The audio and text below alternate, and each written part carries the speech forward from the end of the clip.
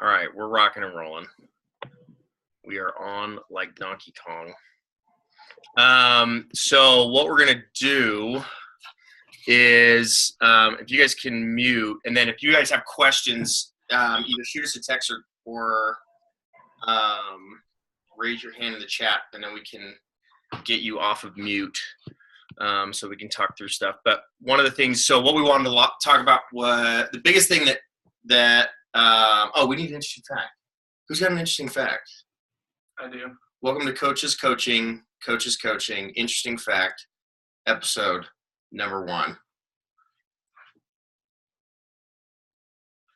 Okay, what's your interesting fact? Last week I looked this up, and apparently koalas will hold hands while they sleep. Really? Yeah, isn't that kind of cute? That is kind of cute. I heard interesting fact about koalas this morning. I thought it was the same one, that they have like denser brains or something, that they can fall out of trees and not get hurt. Is that sloths or koalas? It might be sloths. I'm pretty sure it was koalas, but it might also be sloths. Was sloths that way? I don't know. I don't know. The more you know. I'm more of a strength coach. All right. So what we wanted to talk about was hip hinge and deadlift. So what we were looking at is coaching a deadlift, how that leads into a swing, all that good stuff. So I was thinking maybe you could start with your specific demonstration that you saw the other day of Which one? The deadlift. Oh, yeah, I'm good at that one. So this is what Layne saw yesterday, or 2 days ago, or a couple days ago, of a coach teaching on deadlifts. And then we're going to start with this, and then we're going to go from there. So this is the movement that he saw, was straight legs, kind of a bend in the spine. Here, we're going to do this. A bend in the spine. Go ahead and get down again. See the bend? So the coach there was bend. The other thing is, you notice where he's starting from? Where is he starting from? The top and not the bottom, right? I know, right?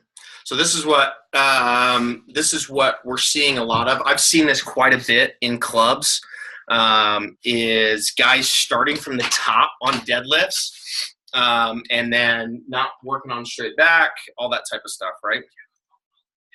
I do have a foam roller. I've got ripstick we can use for the straight edge. So a couple things that we want to just go over the basics first, and then talk through a couple of cues and correctives and things of that nature. So why don't you coach through how you would coach me if I was doing the deadlift, and then let's start from there. Yeah, so demoing the deadlift, whether you're using the kettlebell or the trap bar, doesn't matter. The biggest thing, though, is that you're starting from the bottom and that you're lining. Now we're here. Hey, we're lining the handle up with the arches of our feet. That way I have to hinge to get into the deadlift. So the way I always coach it, get in the position with my feet, usually about shoulder width, hip width apart. Here's the bell. Okay, karate chop the hip to get them into this hinge position. That's just the cue I like. We can talk to a lot of cues on how you do that. But once I'm in this hinge position and I'm grabbing my bell, I'm going to break the handle, watch my shoulders, break the handle. Now my shoulders are packed. I'm going to grip the floor with my feet and screw them into the ground, and then just simply stand tall.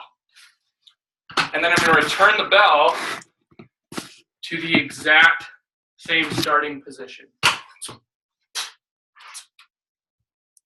So a couple things. First, we're screwing in the shoulders, right?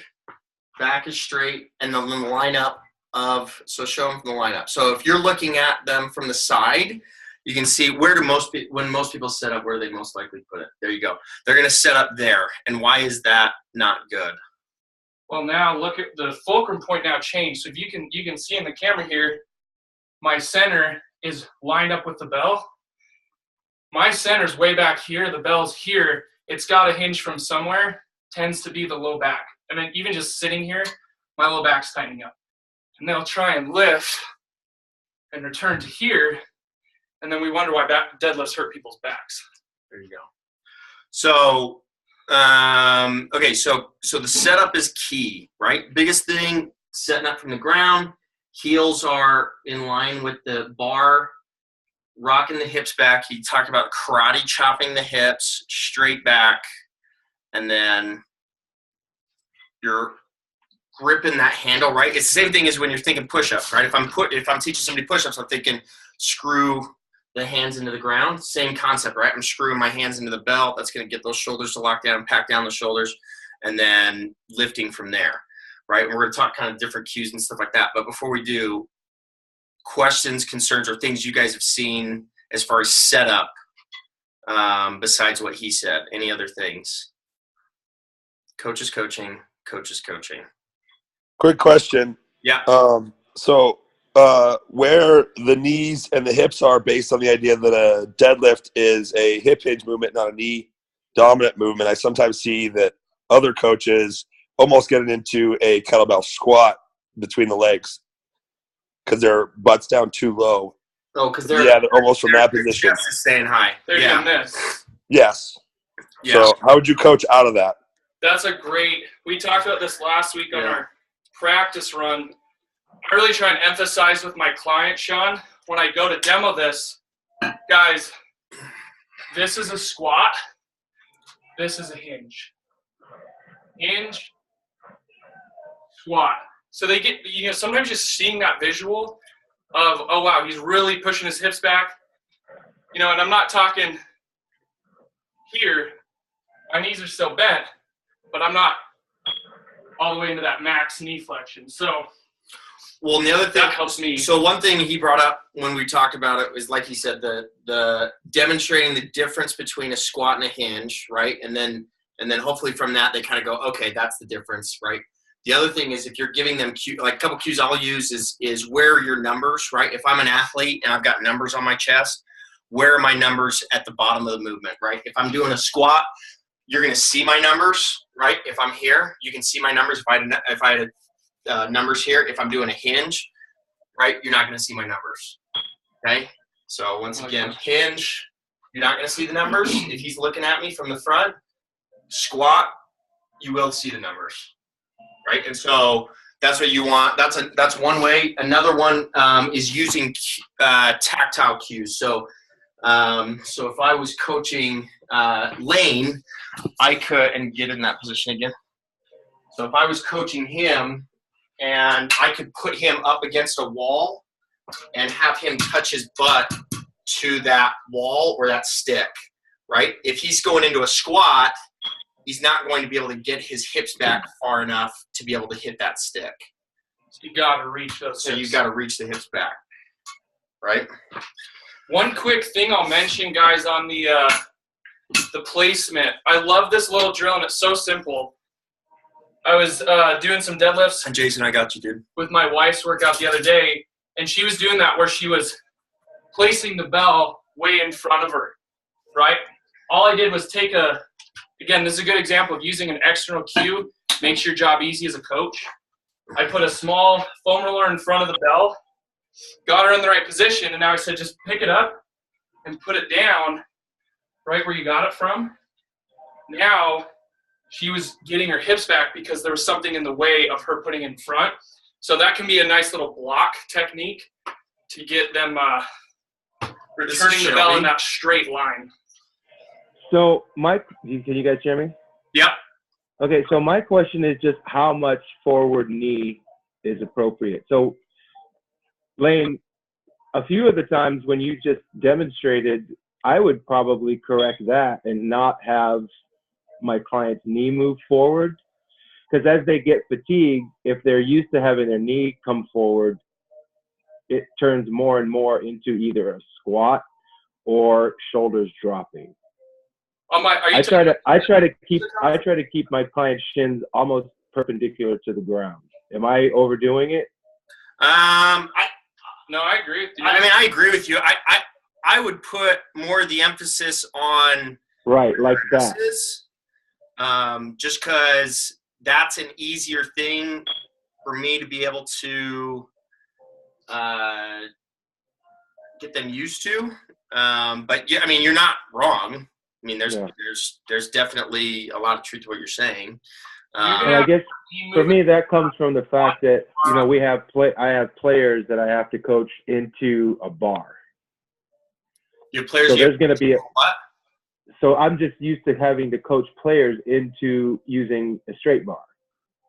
So they can't have their knees come forward or they're going to scrape their knees. So I really kind of focus on that. Oh, gotcha. Yeah, because you're using a bar rather than like a hex bar or a kettlebell. Right. Well, we use the hex bar most of the time, but when we test, just because they're going to test in college with a straight bar, I just kind of focus more on where their knees are. So when they go from a trap bar with me to a straight bar, they don't have to change their movement pattern.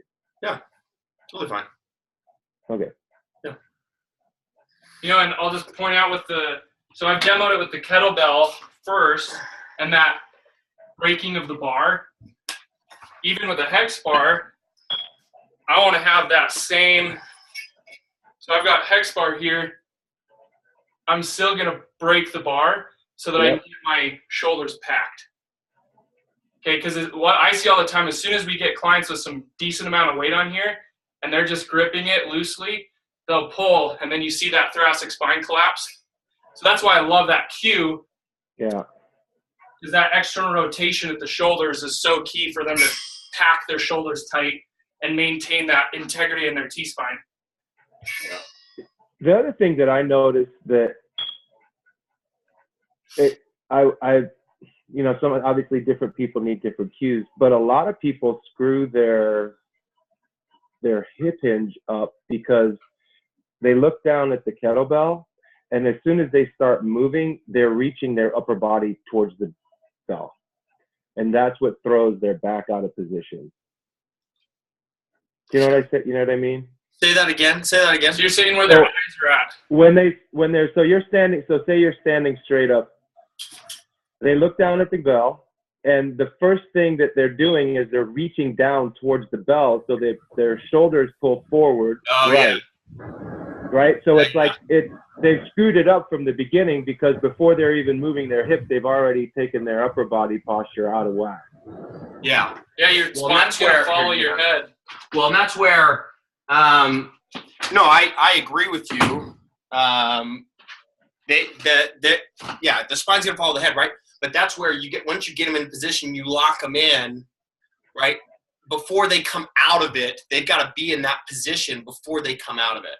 Right, and that's why starting from the bottom is even more important. That's part of why. Yes, exactly. Yeah. Because if I'm starting from the top, then yes, what you're saying is 100% accurate, and they're going to start to just dip, and they're going to repeat whatever movement they did going up, going down, right? So however they did it going up, that's how they're going to do it coming down, or vice versa, right? Yeah. Instead of yes, looking at 3 to 4 feet in front of them. Yeah. The other one that we've had is guys using bands to pull. We were talking through. So with a band, there's really kind of 2 ways you can do it. You can pull them into the movement, or have their hips pull them out of the movement. So we got a band over here. So if you set up a band and you take it, so there's 2 ways to do this. We can face, sorry, I didn't forget, you guys can't see my finger that way. So you can have it to where he's got the anchor point here and you're facing away or facing forward. We'll show you facing away first. So do that. Yeah, go ahead. So I would use this cue. If I have a client, you'll see this with a client, okay, where they're not finishing at the top, right? See how I'm leaving room on the table. I'm not getting into full hip extension. Now when I get to the top, I have something I have to push against to get into that full hip extension.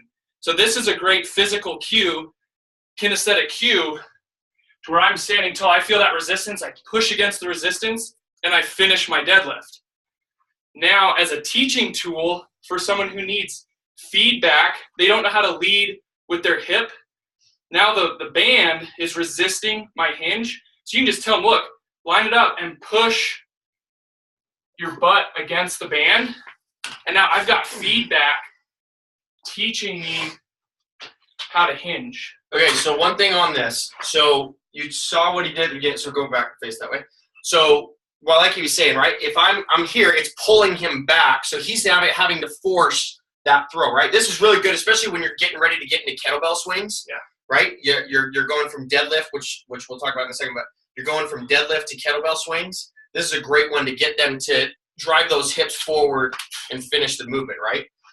So now, if you flip it, this is that same one, Sean, that we were talking about. If I had a wall for him to try and touch, now I'm doing the same thing. I'm saying, okay, what I want you to do is all you got to do is just press against that band backwards and bring your head to the band, right? And now that's getting that same movement. I'm pressing my hips back and I'm bringing my head to that band and pushing those hips back, getting used to driving those hips back, right? Like that. Woo! So that's a great teaching tool. Does that help at all? Maybe. On the hinge. That's a good kinesthetic cue. And then, the other one, if you're getting somebody who's constantly having, alignment issues, they're here or they're in hyperextension, that's where, I think in that case, nothing beats just putting the stick on their back, getting in position. So have them start standing tall, get tailbone, T-spine, back of their head, have them grab here, have them grab right here. Now they have to feel these 1, 2, 3 points of contact as they go through the hinge, and they're gonna have to do a lot of little micro adjustments.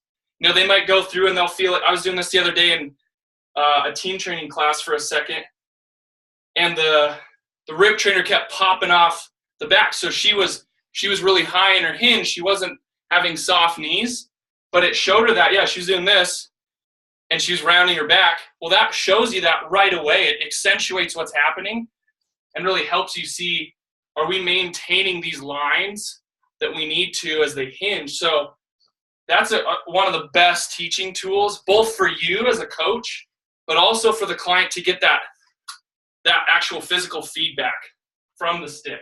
I've never tried it with the stick. The other thing you can do, I've never tried it with a rip. I've tried it with it's better with heavy. It might be too heavy. We're going to try this though. So you take a mini band and you put it around your head like so. And then you take the stick. Ideally a dowel. This actually will work. Dude, this is great. This is great. Yay! And I've got the stick, the T-spine, low back, hip hinge. And now you could even put a bell in their hand if you wanted to. Yeah, you totally could. Let's do it. This is fun. So now, right, I've got all 3 points. I'm lined up. We'll see. I'm lined up. And then here. And I can assure you, right, so you see my butt came off of it, right? So now I know where it's a self-teacher. I need to work on it. Guys, if you're looking to add some flair to your coaching, look no further. There you go. Because look, here's the thing. That looks really good, though. You get this bad boy on their heads and they're in the middle of the gym, they'll fix their hip hinge real quick.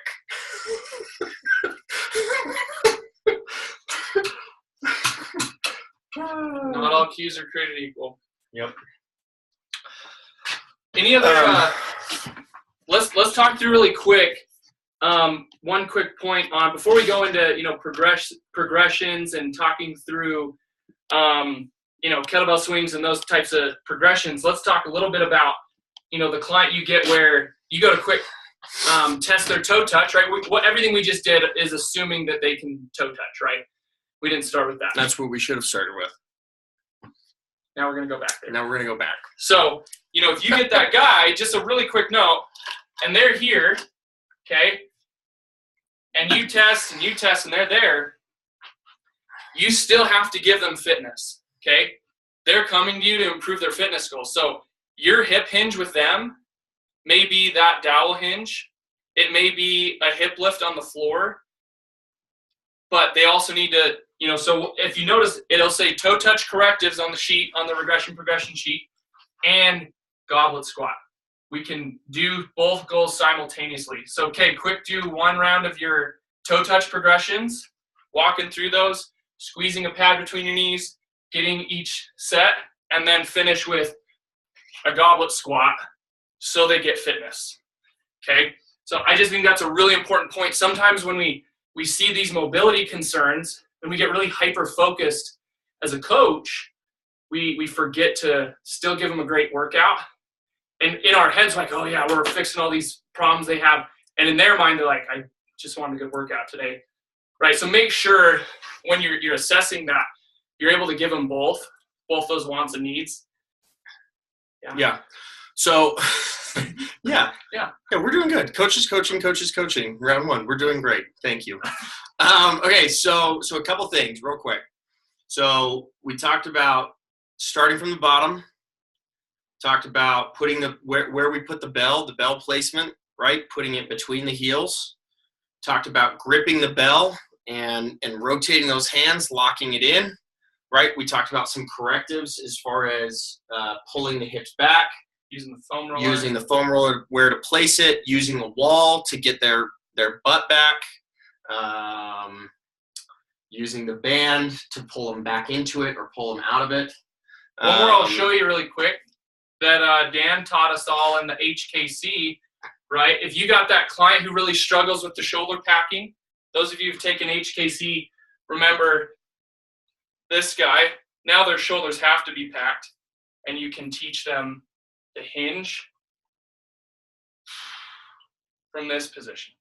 I recommend that just as a teaching tool, not as something. If they can't pack. Yeah, just if they can't pack. You're not just going there because you want to put a bell behind their back. You're going there for the client who can't pack their shoulders. As soon as they fix it, move on, right? A lot of these are just teaching tools. As soon as they get the problem and they get the pattern rewired, move on to fitness. Get them strong. Adam. So that's the next thing I've noticed in clubs as I've watched trainers is we're not challenging our clients enough, or we're challenging them too much.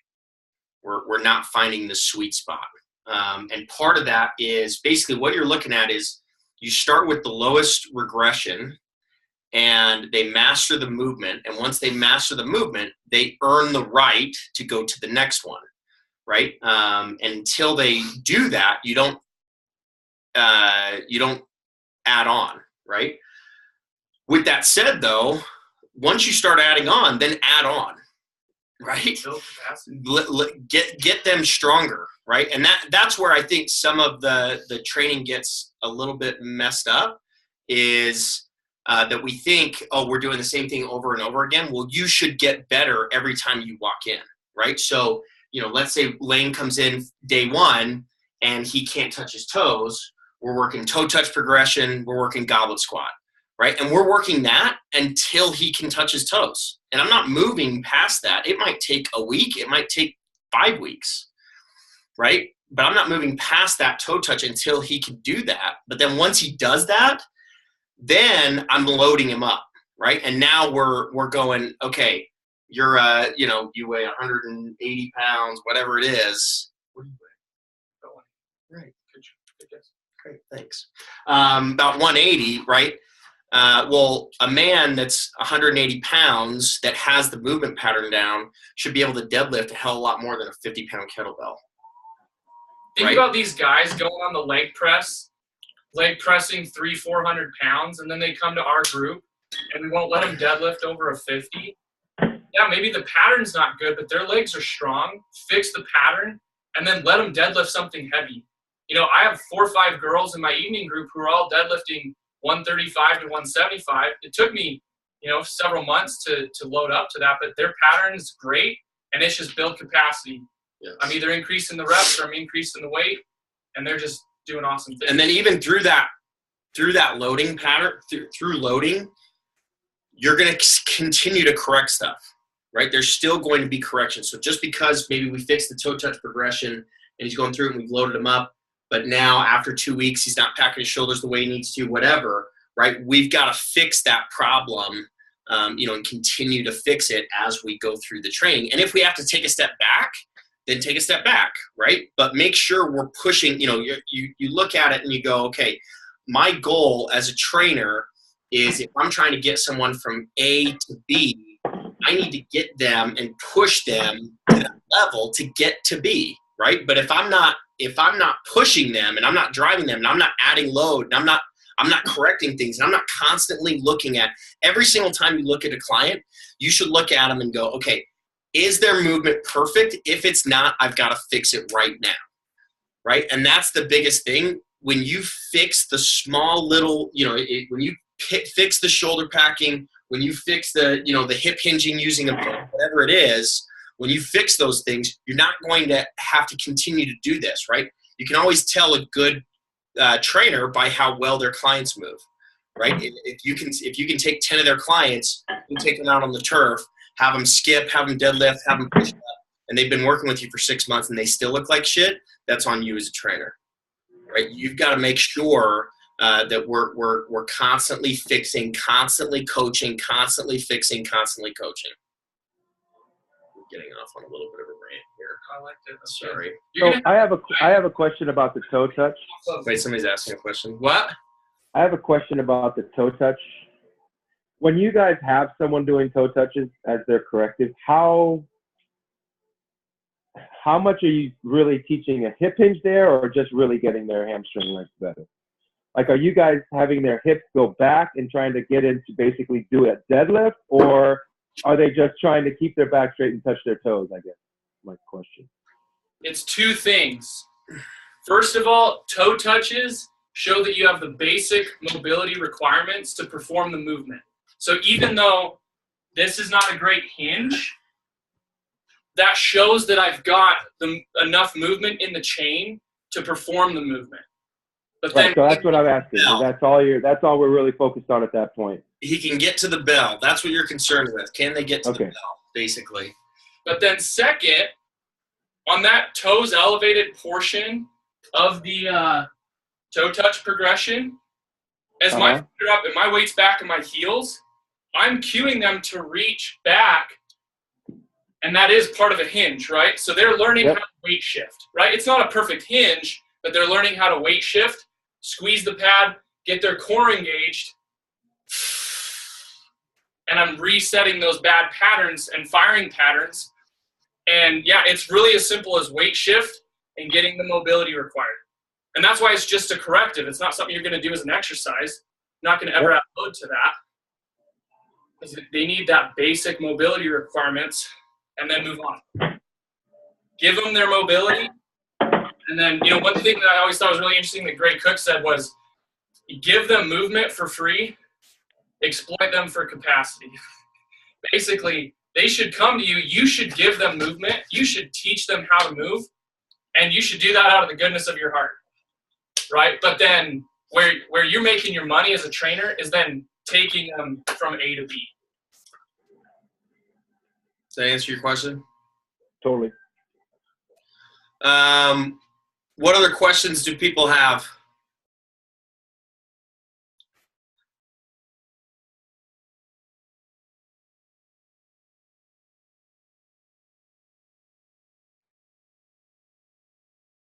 I'd like to add something to the toe touch progression, if I could. Please. When it feels high, I really emphasize the fact that if they don't push their butt back, they're going to fall over on their face. And then I always talk about the idea that that's what I always try to tie it into what a deadlift is. So when they have heels high and they're going to over touch toes with toe touch progression, I would say you're going to be doing the same movement when your heels are flat, when your feet are flat, when you're doing a deadlift. So I'm trying to connect the fact that this toe touch will tie in to the deadlift in the future. And that always seems to help with that. So. Good point, Sean. Thank you, sir. Other questions, other concerns regarding hip hinge, deadlift? I want to talk swings here just for 2 seconds. We're not going to go into swings, but just kind of how do we progress? So, the deadlift, right? That is a predecessor to kettlebell swings, not the other way around, right? They've got to master deadlifts before you can get them to swing. Okay, and that goes back to start at the lowest progression and then work your way forward, right? There's certain things you can do. We showed the band, and different things that you can do to get them to start to think in terms of kettlebell swings and that ballistic power driving it, right? But at the end of the day, start with deadlifts, right? And get that pattern down, get the weight, get loaded, and then introduce swings. Somebody who can hardly deadlift a 50-pound kettlebell, which is really not a lot for someone's legs, male or female, they should not be moving into a swing, right? You want them deadlifting your heaviest bell with excellent form before you're thinking about, I should take this person to a swing. Because they're just not going to be able to get enough out of it. If they can barely handle, a 50, then swinging a 15-pound bell is not doing much for them. Yeah. But one of the things you have to understand in groups is as you start progressing some clients to swings, you're going to have clients who aren't ready, who are going to just want to jump on the train. You got to intervene as the coach, help them understand the why of where they are and why they need to build up a little more.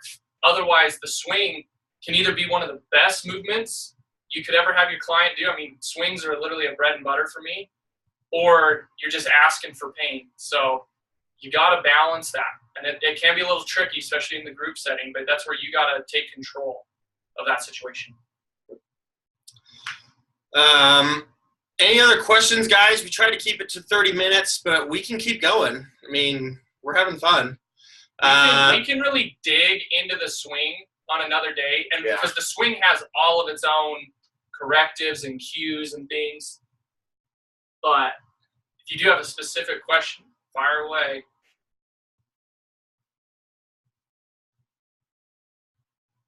We'll wait. I'll say one thing on, I hear this a lot, especially from our female clients, and that's, our clients a lot of times are still thinking in terms of body parts, and that's okay. That, we don't need to expect them to be on that same level of how we think about movement. But, I was listening to a client the other day talk about how, I really want to grow my glutes. And I'm looking at the program, and there's 4 or 5 different movements that are going to build the glutes. But that's where our job as the coach comes in, to make sure they're making that connection to the movement, right? If you're doing a hip lift, I'll just demo a hip lift that I see all the time. You're doing this hip lift and arching through your low back. Yeah, you might finish your workout and go I didn't really work my glutes. I want my trainer to build my butt. Well, that's where you got to get in there as a coach and make sure they're feeling the appropriate things, that they're getting the appropriate movements, and they're going to love you for that, right? But if you're not taking the time to explain what you're trying to accomplish with them, a lot of important questions go unanswered, and eventually they just kind of I'm just really confused on what I'm getting out of this. So anyway, a quick explanation can really go a long ways. Close the gap. Yeah, I like that. Close the gap, right? Where are we knowledge-wise, where are they knowledge-wise? Close the gap. That's what you want to do. Any other questions, guys? This is going to become very quickly my favorite thing to do during the week. All right. Appreciate the hell out of all of you. Have a wonderful day. We'll send this out. That's awesome. Thanks, guys. Thanks, guys. Later. Bye.